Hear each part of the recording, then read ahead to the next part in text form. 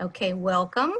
Thank you for coming to our VCE Loudoun Online Master Gardener Series. I'm Barbara Bailey. I'm the Community Engagement Coordinator. I'm in charge of the Master Gardeners. Today we have Normally Martin, who has been a Master Gardener since 2008. She's been ahead of the Master Gardeners demonstration garden out in Ilee for many, many, many years. And she really is the queen of everything out there. She knows everything. So you'll learn a whole lot today. I do want to say she has over 8,000 volunteer hours as a Master Gardener. So she is one of our very cherished Master Gardeners. So without further ado, I will introduce you to Normally. And Normally, take it away. Hello, everybody. Good afternoon and happy Day After Earth Day. And what a great subject to be talking about on the day after Earth Day. Any day, composting. Composting is black gold in your own backyard. And Barb, it's not working. I can't turn it.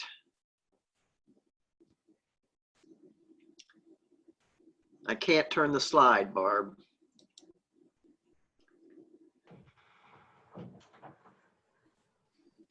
Barb? Hello? Oh, okay. Why compost? Oh, hang on. There we go. Why? Go back. There. Why compost? Okay. Compost is great for building soil health. There's nothing better than having lots of organic material in your soil. It saves water.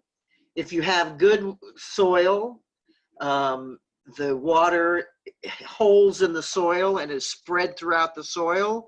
If you have clay soil, you've got little air pockets and the water just sits in those air pockets, doesn't move through the soil. If you have a coarse soil like sand, it drains too fast. So if you have good organic material in your soil, it's going to maintain that moisture. And it saves money because you won't have to go to the store and buy bags of it. And of course, it saves the landfill space because you don't send all that wonderful stuff to the landfill. Creates good soil. Okay, we're not turning again. Barb, next slide. There we go. 6 composting myths. The myth number 1 is that it requires elaborate, expensive structures, and it doesn't. You can get as simple as you want to be. It could be a pile in your backyard, or it could be an expensive structure that you make yourself with wooden planks. Another myth is that it smells. If you have the correct ratios, and it doesn't have to be too exact, the pile will not smell. Raw materials must be added in exact proportions, and that's untrue as well. They don't need to be exact. They need to be fairly on the right ratios, but they don't have to be measured and exact. And as number 4 is hard work. It can be as hard as you want it to be. Like I said, you can make a pile in the backyard and let it decompose. Organic materials will decompose no matter what happens. They will decompose. You can help them along, you can leave them alone, but they're going to decompose, so it doesn't have to be hard. I personally like to make it hard because to me it's fun work. So like I say, it can be as hard as you want to make it. Number 5, attract unwanted animals. If you have the ratios correct and you're not using meat or dairy products, it's not gonna attract unwanted animals. When I lived out in the country, I remember standing in the kitchen looking out the kitchen window at my compost bin, and here comes a big old possum across the yard up to the compost pile. And it sniffed around for a few seconds and turned around and walked away because there wasn't anything there that would attract him. And number 6 is that it requires special chemical starters or activators. It doesn't. You can use fertilizers or something, but you don't need to because it's going to decompose. And the more exact that your ratios are and that you how you tend your pile, the faster it'll decompose. So you don't need to use those things. Next slide. What is composting? Composting is the process by which we transform organic wastes and materials into a soil building substance for gardens and landscape. Next slide. Basic compost recipe. It can pretty basic. You want to collect leaves, grass, yard clippings, any other waste that you have, even kitchen scraps, except meat or dairy. Place it in a heap or a bin, sprinkle it with water, maintain a little bit of a dampness, and turn it occasionally. That's pretty basic. We'll get into ratios and stuff like that in a few slides later. Next slide. Compost happens. Like I said, it's going to decompose no matter what. If it's organic, it's going to decompose. Brown, green equals compost. And we'll talk about the ratios in the next slide, I think. Okay, there you go. Brown is carbon, which is the food. Green is nitrogen, which is the fuel. Now you want to have more brown than green. If you have too much green, it's gonna be kind of a slimy mess. But the carbon is the fuel and the food that you want to decompose. So the 30-to-1 is an ideal ratio. Next slide. What to compost? Leaves, one of my favorite things. The overwhelming importance of fall leaves. Nothing improves the health of a garden better than adding organic matter to your soil and composting natural materials that collect in your yard and your household allows you to do that without having to go to the store to buy anything. And fall leaves make that all happen because that's the good brown that you need.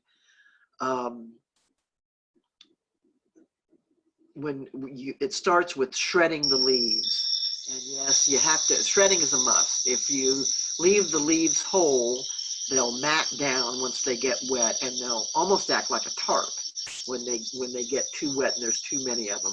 So you need to shred them.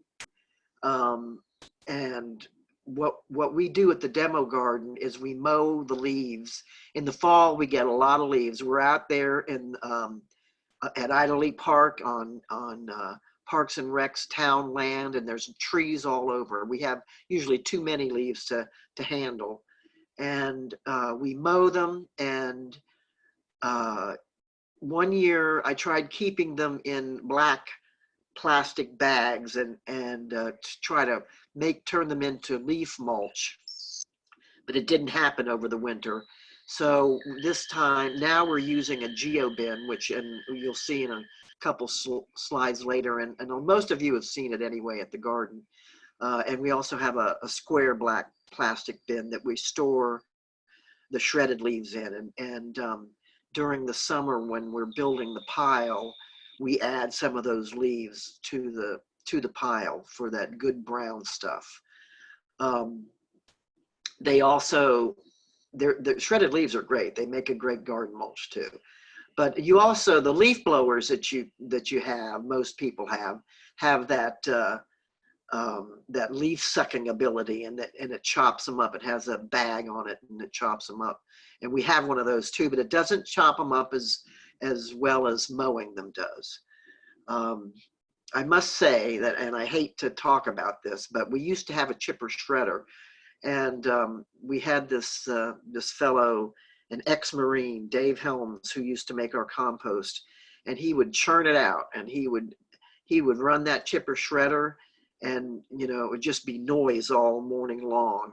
So mowing to me is a little gentler way of doing it, and it's not as bulky and complicated.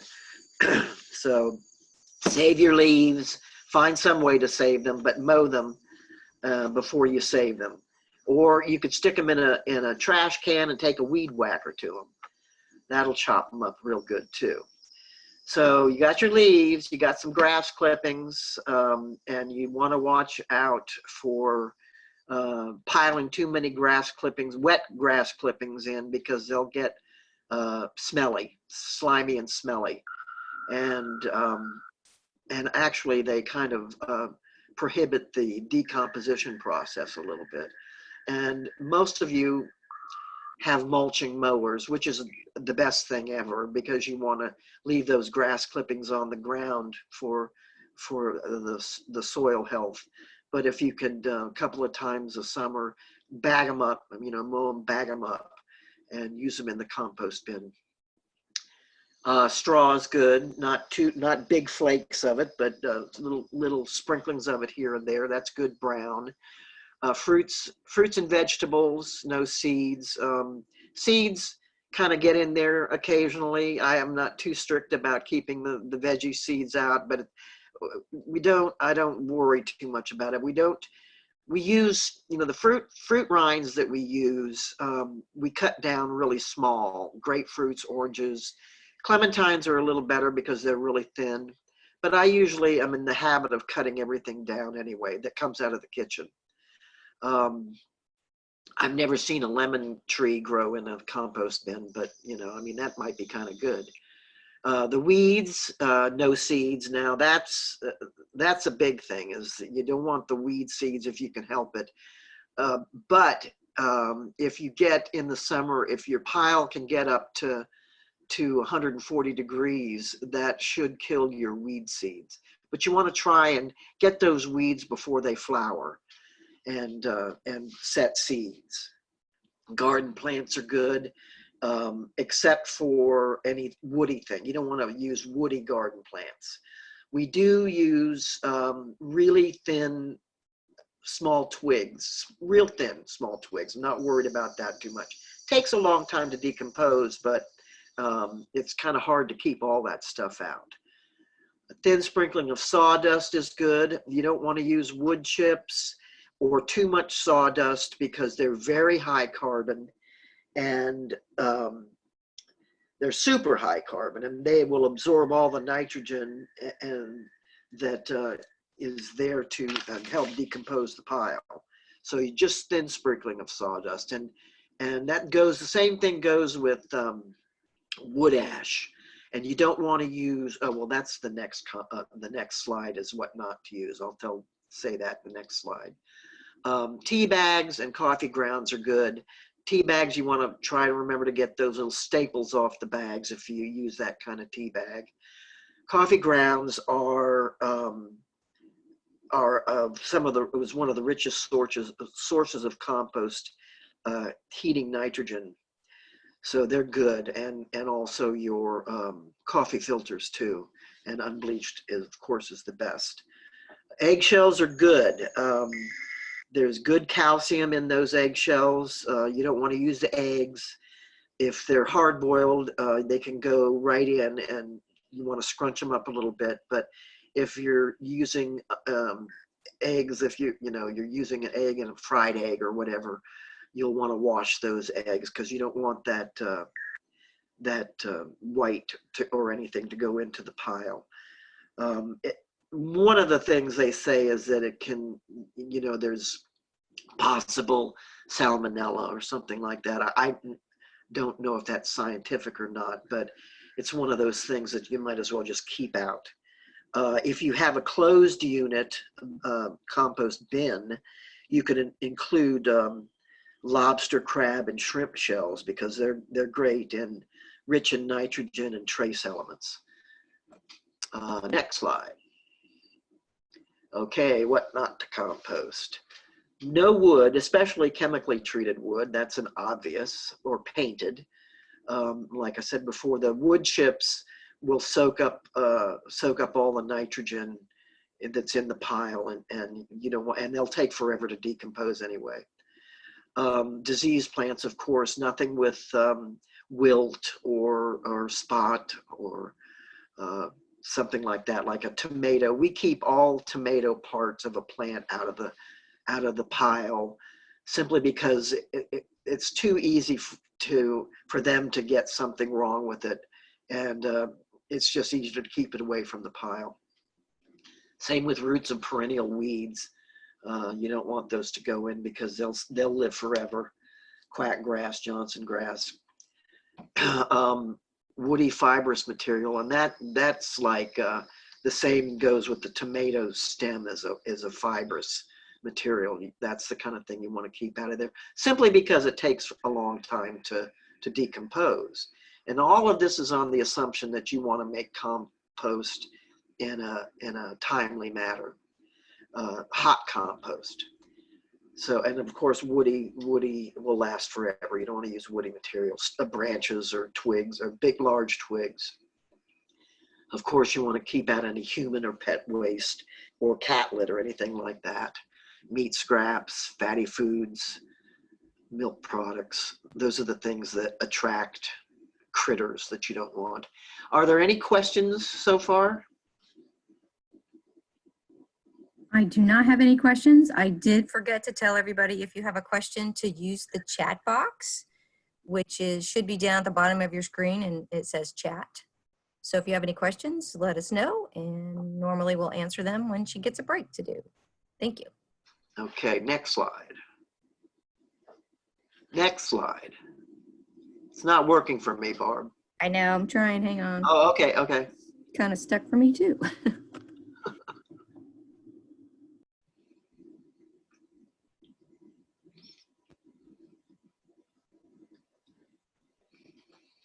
There we go. Where to put your compost pile.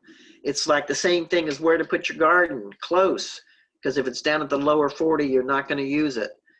You need to have it in a convenient place that's close to where you would use it, close to where your garden is, away from any tree roots, in a sunny area, and you want to have the hose nearby because you don't want to be schlepping cans of water down to the compost bin. And there's a pretty picture of a nice bin with lots of greenery on top, next to your garden. Okay, next slide. Different types of bins, and there are so many.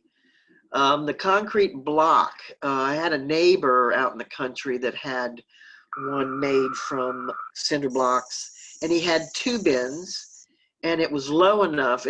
I think it was maybe 3 to 4 blocks high, horizontal. So he was able to reach in there with the pitchfork and turn it from bin to bin. Not quite my style, but it worked. And it was fairly large too. And you got your garbage can. I think you can buy them like this, but you can also make them and drill holes in them for the air.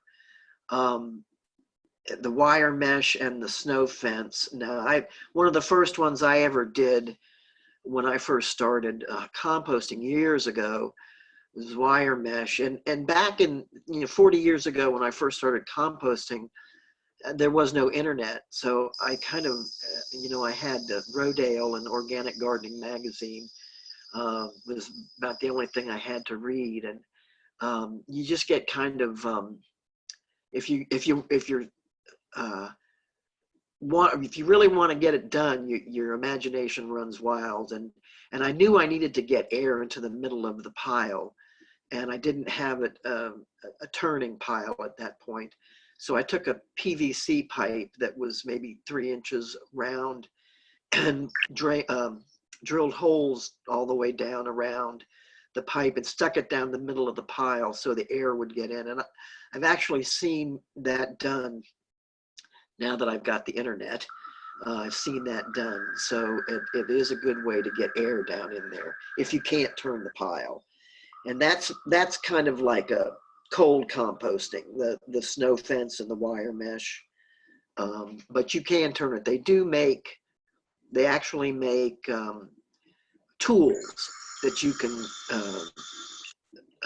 not turn the compost, but move it around a little bit. I think we have one at the demo garden, but it can be used in a smaller pile, but not a really big pile. It gets too hard to turn.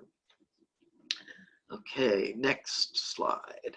My favorite, the 3-bin turning unit, which is what we have at the demo garden.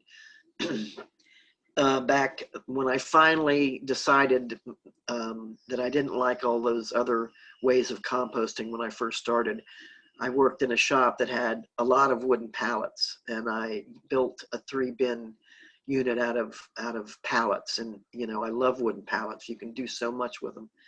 And of course, this one's not pallets. It looks like it's got screening on the side, which is a good idea too, because the air gets in. And the same thing with the wooden pallets. It lets the air in. But with the 3-bin unit, you can have one unit has compost in it that is working, that is, you know, usable. And then the other two bins, you can have them working. You can be turning from one bin to the other. So, and building your pile and turning it and back and forth. So that's, to me, is the ideal way to make compost, is the 3-bin turning unit. Next slide. There's a geobin on the left, upper left. That's the kind of thing that we have our shredded leaves in right now. And also the one on the bottom, the black one on the bottom, we have our leaves in that too. We did at one point have compost in it, but the bins hold so much. We weren't making enough compost in the bins, so why not use them to hold and store leaves? And yesterday I was pushing the leaves aside the geo bin, and about a foot down is this wonderful decomposed leaf mold. So it serves a couple of purposes. You could use that as mulch too in your beds. And the wooden slatted one on the upper right is those slats you can remove, so you can take off, you know, the top and take it down to where you could turn it, or take it down and so you can take the compost out. That's another good cold composting type bin. And the one on the bottom, I love the little door on the bottom, because it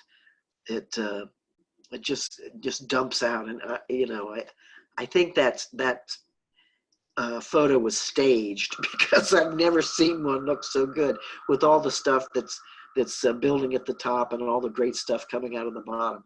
But it is handy that way, and that's what ours has. Is it has that little door at the bottom, and you can reach in there and get the done compost without having to mess with the top. Any questions? Okay. There are no questions. Okie dokie. Thank you.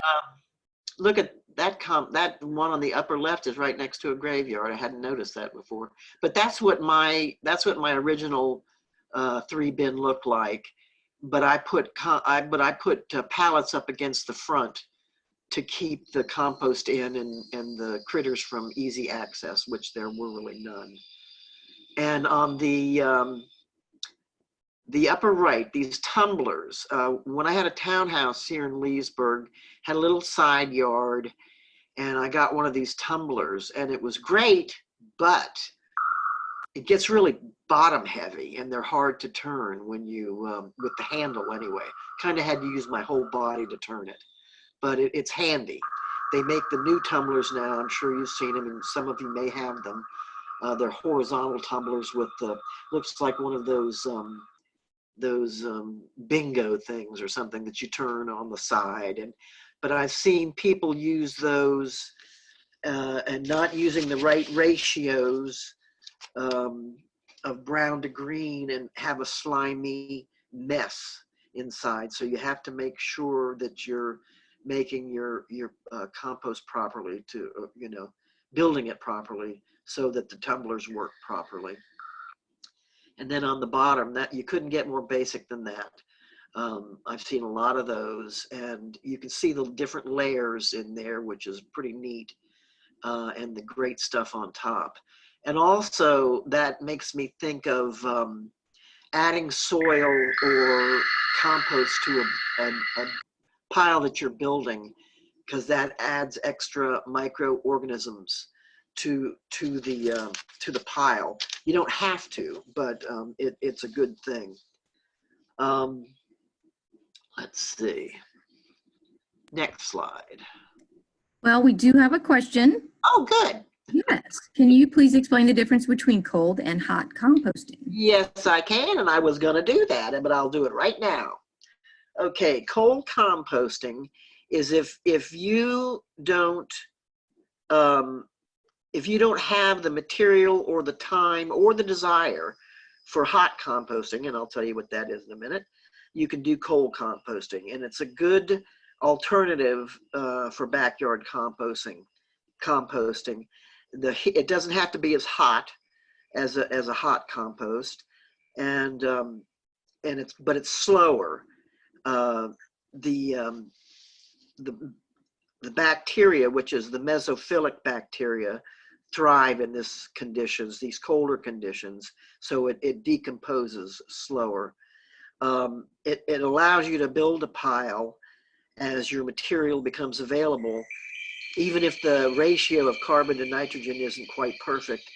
The pile doesn't need to be turned as frequently or at all, for that matter, and water can come mostly from rain rather than your garden hose. The composting process will go much slower, of course, and can take as long as 2 years or more to complete.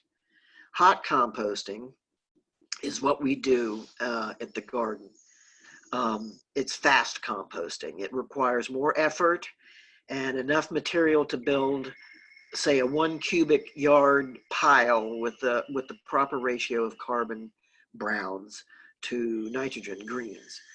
Proper moisture and turning every few weeks to ensure enough oxygen that's necessary for faster working or thermophilic bacteria to do their job at their optimum working temperatures. And that's anywhere from 122 to 140 degrees, but not more than 150 degrees or they'll die. So if you get your pile to 150, you know you're working and you're killing those weed seeds, but you don't want it to get much or any hotter, and it usually doesn't. And there are garden thermometers. There are compost thermometers if you want to be really scientific about it, and you just stick it down in the center. They're long. Stick it down in the center of the pile to record your temperature. Actually, Carol Ivory, Master Gardener, gave me one this year, so I haven't been using one for a couple of years, but I'm going to be using one again this year. So that's the difference. Does that make sense? Everybody? I guess it does. Okay. Okay. Next slide. There we are. There's our good old compost bins. I just took that like a week ago. So this is what the garden looks like now, almost. On the left is our bin number 3. We've got our bins numbered 3, 2, 1. 1 is the closest to the drying rack, which is on the right. In that third bin is the usable compost on the left. And we built that compost last year. So what's in there is left from last fall. And the middle pile is the pile that I was building, or that we were building. And over the winter, I covered those piles with tarps. And that's so they wouldn't get too wet or the nutrients wouldn't leach out of them, and they would stay warm enough. And of course, they stayed warm enough because we didn't get a cold winter. And I actually took the tarps off a month and a half ago because they were, they needed to come off because we didn't have that cold winter. And on the right is bin number 1, and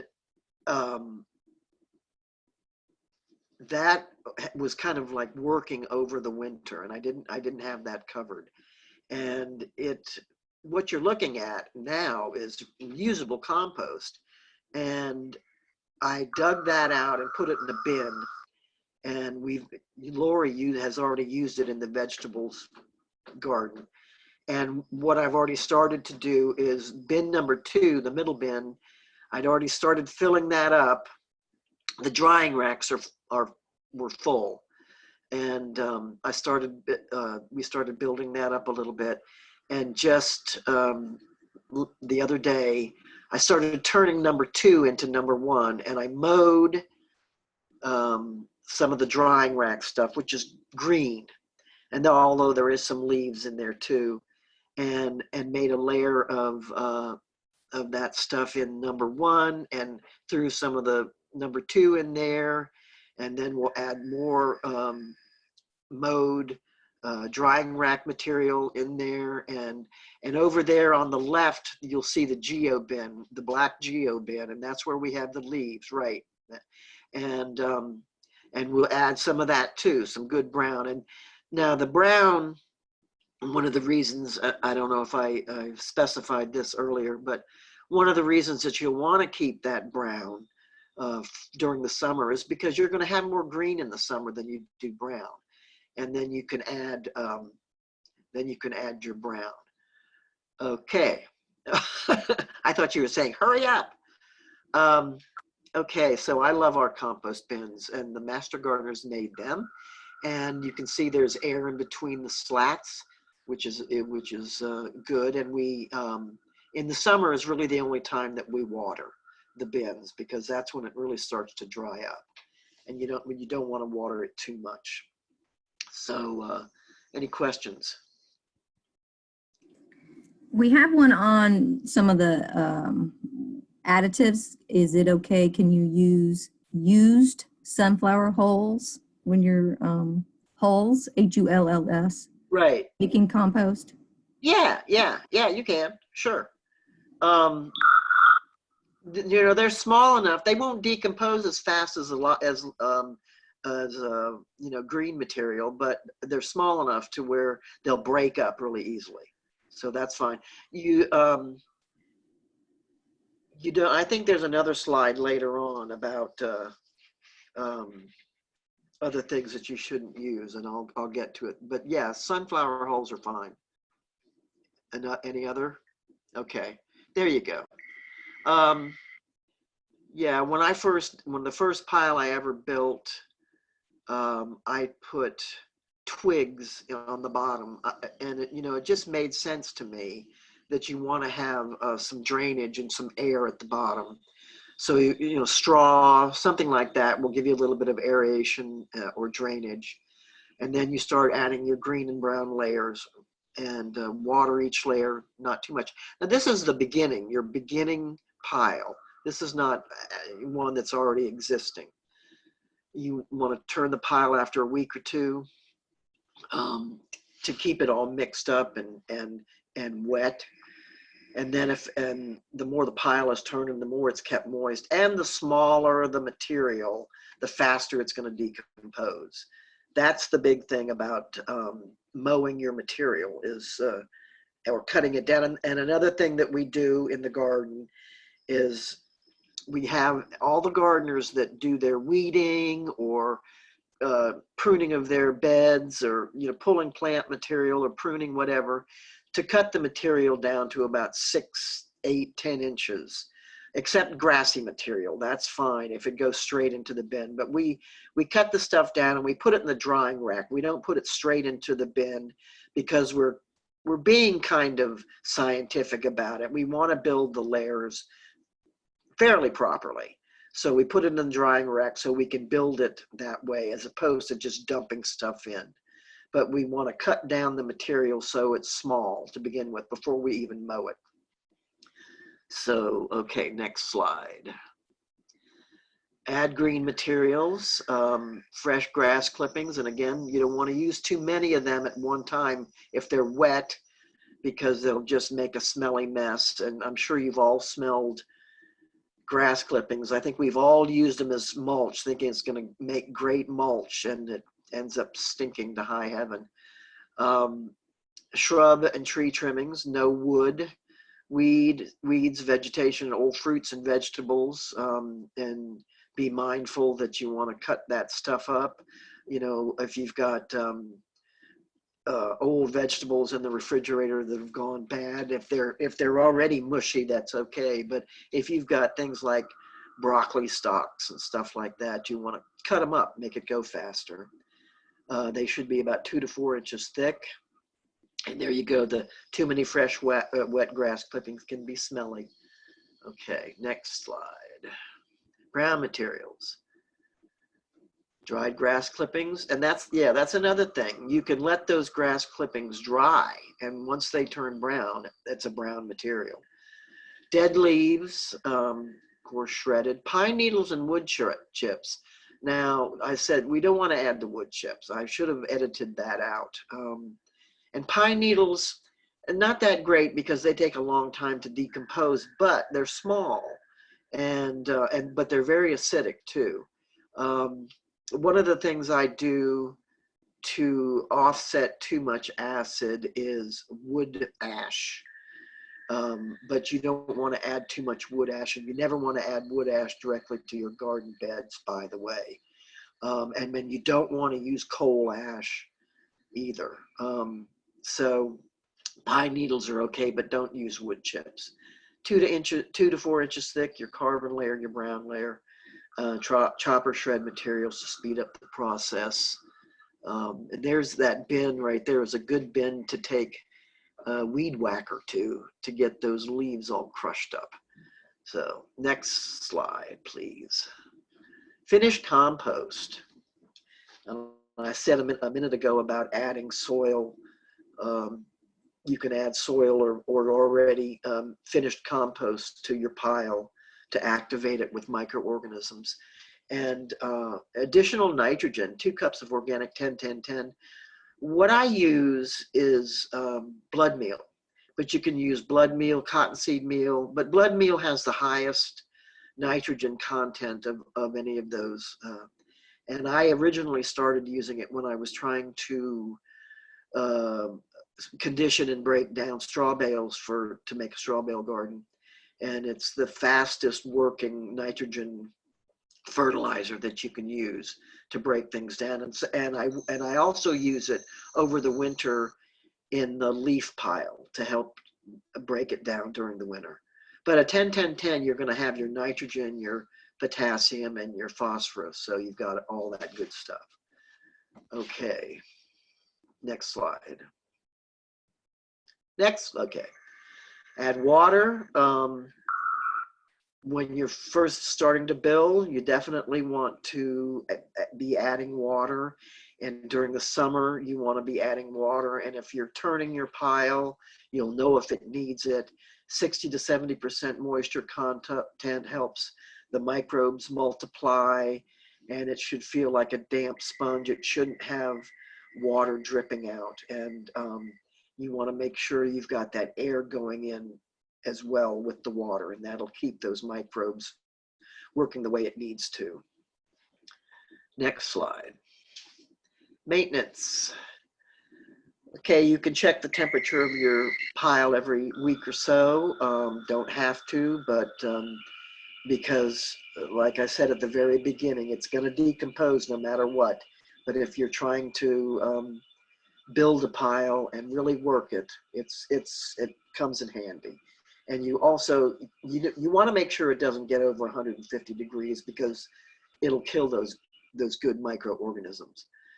And if it does, you want to turn the pile. You want to turn the pile anyway, because the more you turn it, the faster it's going to decompose. Break up any large clumps of material when you're turning it, and it's really moist. It'll clump up, and you just kind of break them apart with your pitchfork.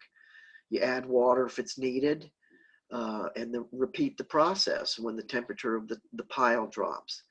The finished, when the pile is a constant 110 degrees and doesn't move much different than that you'll know it's finished. But you can see when it's finished. You can tell because it looks like beautiful soil with a great earthy smell. Next slide. There you go. There's the finished compost. Our compost never looks quite that good, but it's good and it's usable and it looks good enough. But this looks just like it's been cooking forever. I love it. It makes me happy to see something like that and to work it and to build it yourself. It's just a great process. So next slide. Grass recycling, yes, leave them on the lawn. It doesn't thatch. That's a big myth. and it promotes deeper roots. It's good fertilizer, makes greener, healthier lawns, but save some of those clippings for the compost pile. Next slide. Okay, let's review the basics. You want to find a permanent place. If you start small, when I first started, I started basically in the same area, but I moved it around because I didn't know what the permanent place was yet. So, but you want to, if you're in an HOA area, I think you're going to find you're going to want to find a spot that you want to put it. And then you want to determine the type of unit. And that's another thing that it may take a couple of times before you decide which unit suits you the best. Gradually fill it with organic materials. Charge it, and that's with soil, or if you want to use the fertilizer, you can. When I first started, I used cat food. I've never read that. I don't know why I did that, because I looked at the cat food and saw it had good nitrogen in it, so I used it. So you could use that. Actually, they catalogs, places sell charged. You don't need to use that stuff. They sell compost activator and compost charger, and all it is nitrogen. So you don't need to use those things. But the microorganisms on the green material and the brown material are gonna charge it anyway. And then you water it, and when you add another layer, and you'll know whether you need to do that. And turn the pile every couple of weeks, and add this materials all season long at any time of the year. And if you have a 3-bin unit, you're going to be able to turn that unit, and you're going to be able to those bins, and you're going to be able to have working compost by the end of the season. And then every season you're going to keep working that, and every season you're just going to have more and more and more. It's a wonderful process. And also Virginia Tech, if you want a really good 9-page publication on backyard composting, publication HORT, HORT -49P. It's a great publication. What is composting? It's all on backyard composting, and it's a good resource. And so you'll have that to look at. Any other questions? Yes, we have some questions. Okay. All right, so someone was asking if you, in your experience, know of anything that would make composting go any faster. What would that be? Well, Compost charger, obviously. yeah. I mean, if you're making a hot pile, the fastest you can get is to add. You don't want to add too much nitrogen, but you can add a little bit of extra. If you don't have enough green, add a little extra nitrogen, which blood meal is the highest, and you turn it a lot, and make sure that those the material that goes into it is as small as you can get it, and that's about as fast as you can get. So what's the timing on that? Well, if you're using, say, a 1 cubic foot, and you're doing all those things, you'll probably have a workable compost in a couple of months. Okay, great. If you want it to be really fast, you better go to the store and buy it. Okay, the next question. Someone has a 7-year-old leaf pile. Is it okay to use that broken down leaf compost from the bottom, which looks like what you buy? Oh yeah, that is black gold. That is just fabulous. You can use that stuff as a, if you get the stuff off the bottom and fluff it up and rake it up, and you could put it right on your beds, or add it to a working pile of compost with your kitchen scraps and your other material. But that is just, to me, that's heaven. To have a 7-year-old pile of leaves. Right. Okay, another question. Is it okay to add grass clippings that have been chemically treated with herbicides? Well, Yeah. I know. Will they be decomposed to a safe Oh. level? Oh yeah, they'll decompose, but you don't want those. You don't want those. You try to stay away from anything that's chemically treated. No, it's not a good idea to put that in your pile. But yeah, they'll decompose. But you'll also get the chemicals, and you don't want that. Right. Okay, and a last question. Can you say how much sun a pile needs to cook?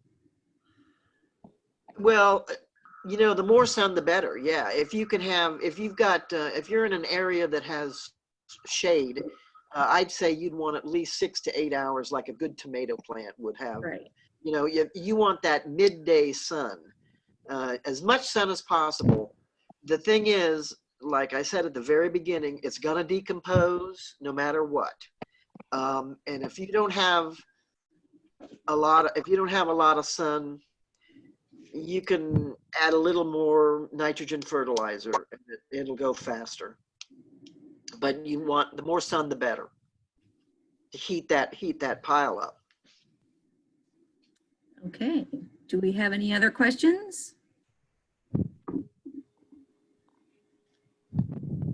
I would like to suggest that anybody who's on the session who has never been to Ida Lee Park 2, the Master Gardener Demonstration Garden, please stop by. It's open anytime.